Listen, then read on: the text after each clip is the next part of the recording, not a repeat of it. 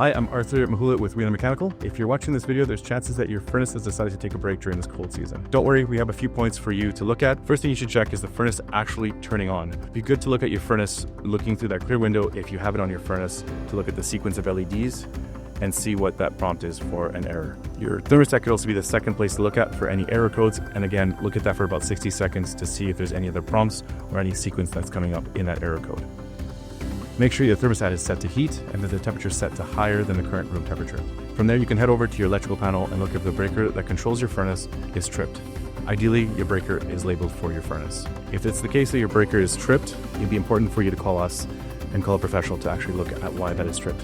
That's a clear sign that the furnace is experiencing too much power going through it. From there, you can look at the power switch near your furnace. That power switch might be located on the ceiling, beside the unit, on the unit. It'd be good to check that is on the on position. The next thing you can go to is looking at your air filter. See if there's any restriction in the filter, if the filter's clogged, dirty, or blocked in any way. From there, you should turn off your unit, power it off for about 1 to 3 minutes, and turn it back on to reset it. If your furnace has a pilot light and it goes out, check with the manufacturer's instructions to safely relight the pilot light. If you smell gas or are not able to get the pilot light lit, please call a professional or give us a call and we can help you through that. This may not apply to the high efficient furnaces, which most of those furnaces will have a hot surface igniter and you'll see a glowing light when it's trying to ignite. That's a good point to then take note if you see that glowing light. One of the other soft checks to check before you give us a call, ensure that your supply vents and registers and return airs are not blocked. In most cases, there could be furniture impeding the airflow from the return air or supply air, and it'd be good to make sure that nothing is blocked and making sure that the furnace is able to push air out and receive air back in.